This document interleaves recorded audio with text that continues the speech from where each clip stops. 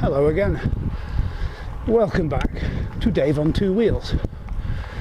Now it's quite obvious today that this is the second kind of video I'll be posting. This is Dave on a push bike. I had a go at this video just the other day, but it was just really unlucky. I had a couple of punctures, I didn't have a microphone in, and the result was less than perfect, shall we say. You just have to bear with my sounding a little bit breathless at the minute, so I'm going up quite a steep hill. But I've got to keep the speed down so you can hear what I'm saying, because it's a bit different than on the motorbike, because the microphone isn't shielded inside a crash helmet, it's just mounted on the front of me jersey.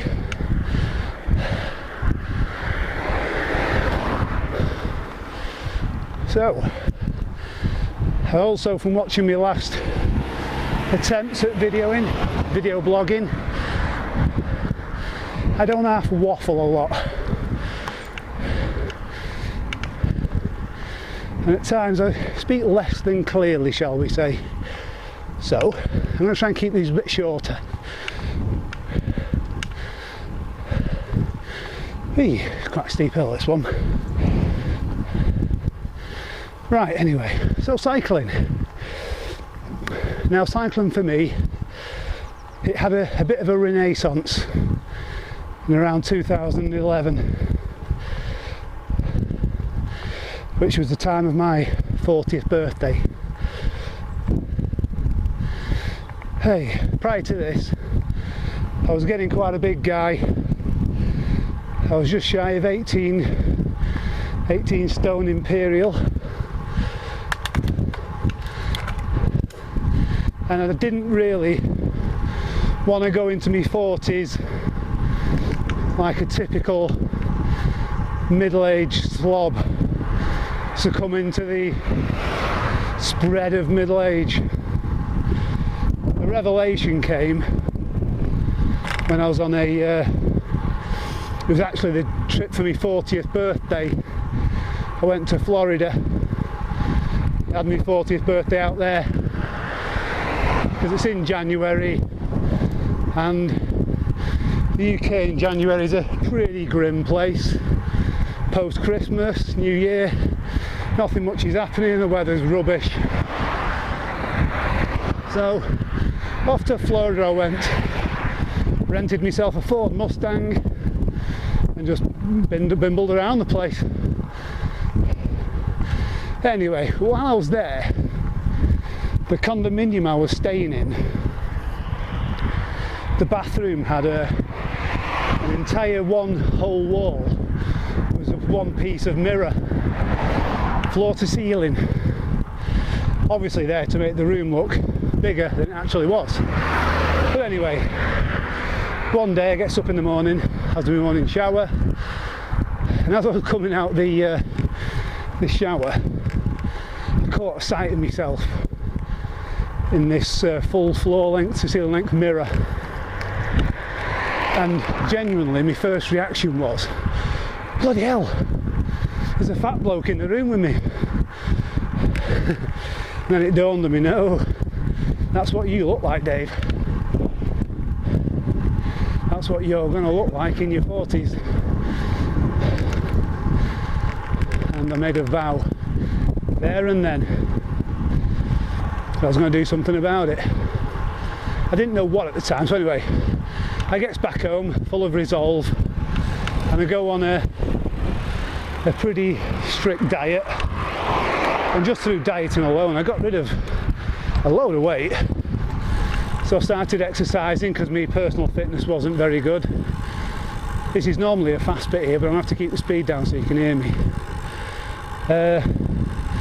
But I was chatting to a friend of mine at work, this girl I work with, and she had lost a noticeable amount of weight. You know, I mean, she was not a grossly overweight girl, don't get me wrong, but she lost a significant amount of weight. Anyway, so this friend of mine, you know, she was, you know, I'm not blowing smoke up her ass, she was a pretty woman, but when she lost the weight, she was like proper smoking hot, you know, and she was like a different looking girl.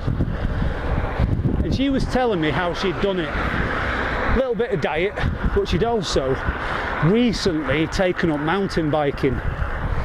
And she was really waxing lyrical about how good mountain biking was, not only as a sort of activity, but at, you know, just buffing yourself up, dropping the weight and getting strong. And something in it really appealed to me, because I've always been a bit of an adrenaline junkie, really. Anyone who knows me kind of knows this already. In my life I've been skydiving, deep sea diving, hang gliding, fly aeroplanes, you know, I've kind of been there, done it, had many t-shirts. But this was kind of like a new challenge, like a new idea of what I could do as a hobby, which I felt I needed, and also a way to get fit and drop the weight. So I could ride bikes already. I'd used bikes as a child, like most kids, just as a form of transport to get around to your mate's house, to get down the park, the usual stuff. But I've never really ridden one properly since my 20s, when I was for a brief period, I was a city centre bicycle courier in Manchester. But ever since, I've never really ridden one. So I thought, you know what, this mountain biking sounds like my kind of thing. So I went down to my local bike shop, and he was a dealer for a brand of bikes called GT. And the first thing that sort of really struck me was just how expensive bicycles had got in the interim 20 years that had passed since the last time I'd used one. I don't think interim's the right word, I meant intervening, not even that. Anyway, now I'd sort of set my budget at like sort of £500, thinking, oh, that'll buy me a really good one. But it doesn't even get you like an entry-level one these days. So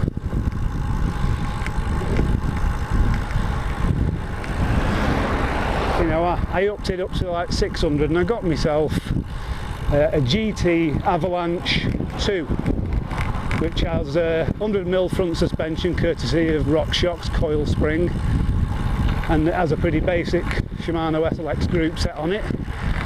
But I took it out, instantly I was hooked. I just thought, wow, this is fantastic, the bike's really strong, I don't know, I could just really get out, it was really good fun, it was quite challenging, and it just, almost from the off, just started to pay dividends in my fitness, in my weight and everything. But very quickly I realised that a hardtail 100mm suspension bike isn't really what is going to cut it, because I'd sort of taken myself to a lot of trail centres in the UK. There's some really good ones, places like Gisborne Forest, Lee Quarry, Dalby Forest, things like that, places like that. And I just really got into it, and 100mm travel on a hardtail is not really enough to fully enjoy what these trail centres have to offer. So I realised I should have just splashed out big when I first got into it. So I'd only had this thing a couple of months, straight back down to Leisure Lakes, and I bought a specialised stump jumper FSR comp, which, if you know mountain bikes, is it's kind of the entry level of the good quality mountain bikes. 140mm suspension front and back, good quality RockShox and Fox suspension, you know, just generally good all-round bike. And I love this machine, still got it, and it did me absolutely superbly for a couple of years. But I really started to get heavily into it. You know, it was just my everyday activity wherever I could was mountain biking. So I lashed out more money and I got an orange Alpine 160, which is a real very, very hard hitting bike. You know, it'll go places and do things that your standard trail bike won't go. You know, it's a bit of an all-round bike. It'll get up hills, but not without a bit of effort. But coming down hills, it's superlative. And I got it because I intended to go like mountain biking in the Alps. And I eventually did go. I'll tell you about it in a minute. I love that. Then after a couple of years, my Specialized started to get a bit long in the tooth and needed lots of running repairs. So I just get past this lady here.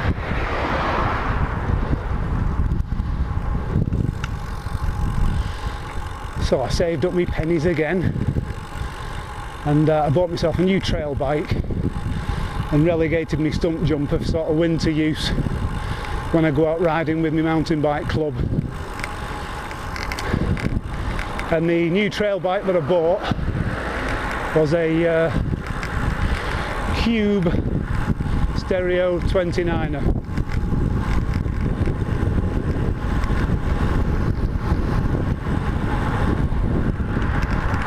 With 29-inch wheels, which if you've never ridden a 29er, they're superb for cross-country work and trail riding. Not so brilliant at coming down the hills, they're a bit too leggy for my taste, but a lot of people seem to manage with them, just because I'm not very good. So I'd lashed out loads and loads of money on mountain bikes.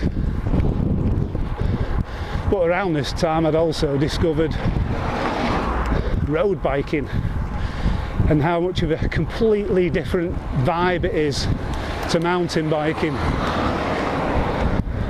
Where mountain biking is very frantic and relatively low paced,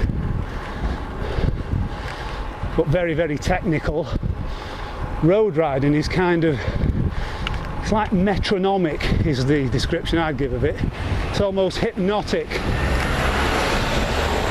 It's a lot faster, a lot less technical, but you kind of find yourself getting into a zone, like a sine wave of output, pedal cadence,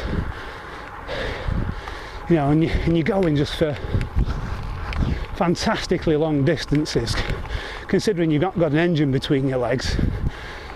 And I got into sportive riding, which is these mass participation events. They're done on the open roads on a Sunday around some countryside area, and there'll be a couple of thousand people doing it, and you all sort of ride, you know, for 100 miles, 200 kilometres, things like that. They're a good challenge. Well, my first road bike I got was a Boardman. It was like their entry-level road bike. It had the Shimano Sora group set, and they're pretty good, but albeit bottom of the range Mavic wheel set. You know, it was a good all-round bike. Weighed a bit. It was at 18 pounds, but it was much lighter than my lightest mountain bike. And it was just so fast compared to my mountain bikes. I started commuting on it, and I got fitter and fitter and fitter again. And like my best mate, he's really into his road bikes, and he was doing some sportives, and he introduced me to them. I started doing sportives with him. It sort of took off from there, because aged in my sort of early 40s, I was the fittest I've ever been in my life. I could ride 200 kilometres in a day. And this year alone, I've done over 2,000 odd miles. And I've done some big events. I've done the Fred Whitten Challenge, which if you Google it, is a nasty 100 odd mile sportive in Cumbria, which takes you up over every single high pass in the Lake District. I mean, you've got to do hard knock pass after 100 miles, for crying out loud. It's a nightmare. But I've done it, feather in the cap. Well, the problem with that one was it's very, very oversubscribed, and I put my name down for it. It's like the London Marathon. You put your name down, you know, and you're in with a chance to get a place. But I didn't get one. So I planned to do it, but it would have involved training really hard through the winter to do it, because it's quite early in the year. And then with like 3 weeks to go until the event, I got a cancellation and invited to go on it. I'm nowhere near fit enough, so there's a lot of stable door slamming, horses whinnying over the horizon, and I did it. And I was hoping to do it in like 8.5 hours, but because of my lack of preparation, it took me 9 and 9:25. But I did it. I'll never do it again.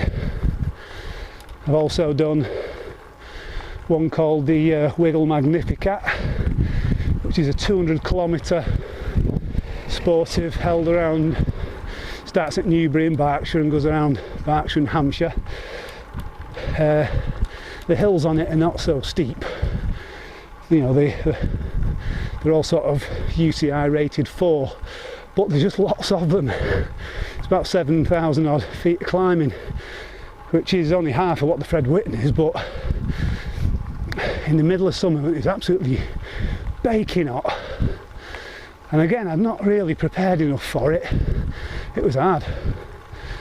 I've done the Etape de Yorkshire, which was the complete full first stage of the Tour de France this year, 2014. I did that. That was another hard ride in the middle of blazing summer. It was good though. Good buzz to ride the same roads as the Grand Tour riders. And a few other little sporties like the Manchester 100. I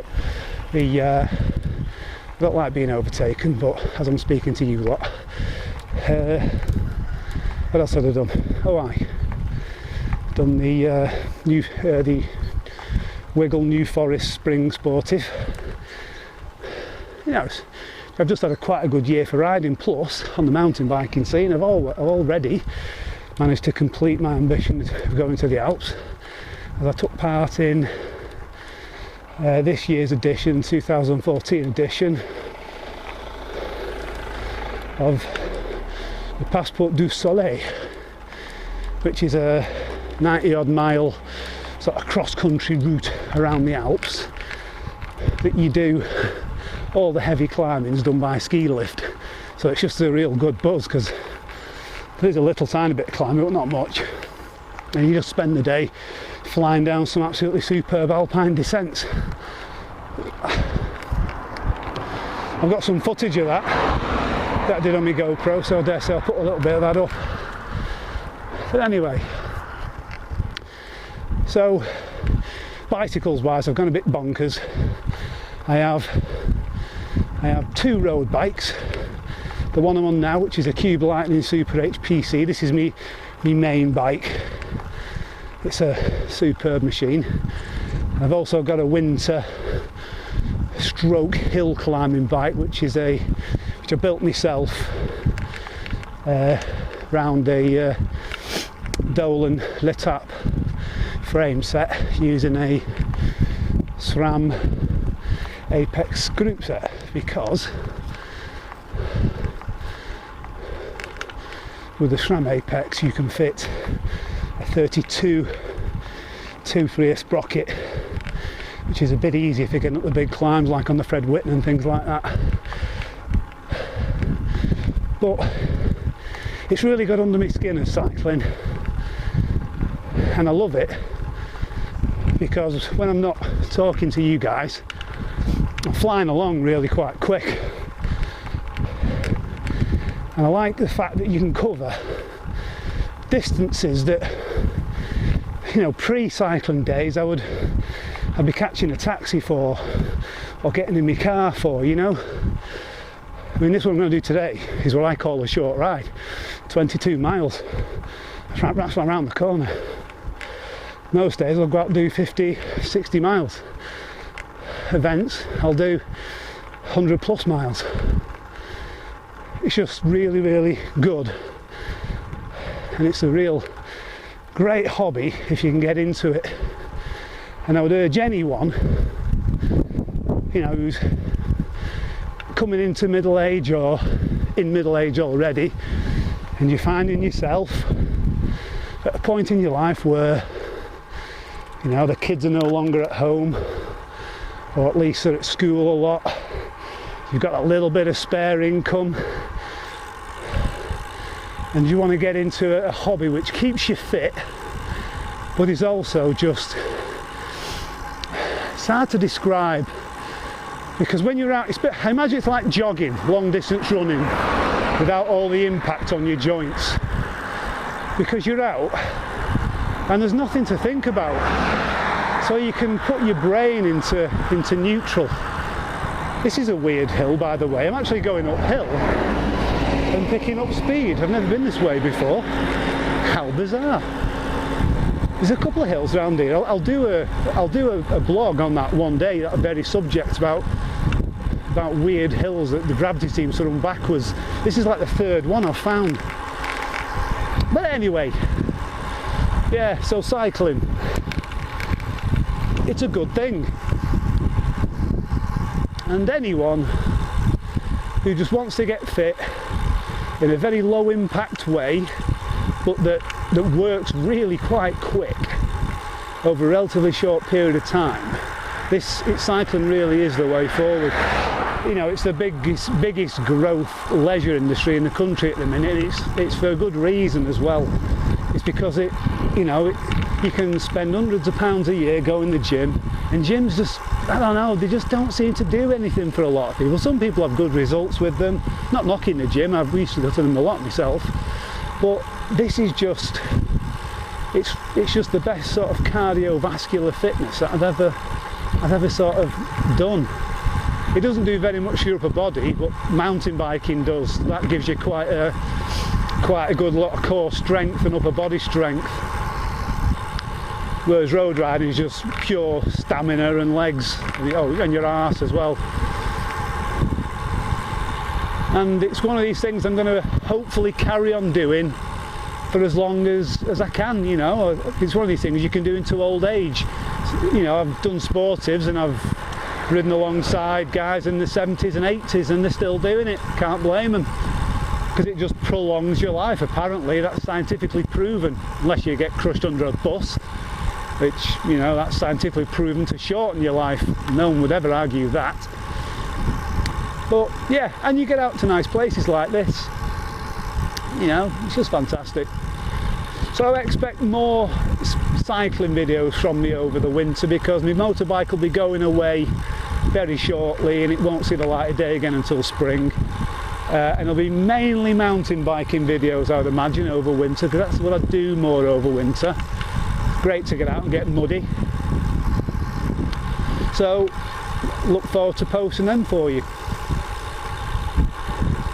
I'm going to now end this video and speed up a bit, because I do come out to get fit and I've just been bimbling while I'm speaking to you guys. So please, as always, feel free to like, comment and subscribe, because there'll be more videos coming from Dave on Two Wheels, and I look forward to bringing them to you. If you've got any topics you'd like me to speak about or questions you'd like to answer, just leave them in the comments and I'll get back to you. So I'll see you later.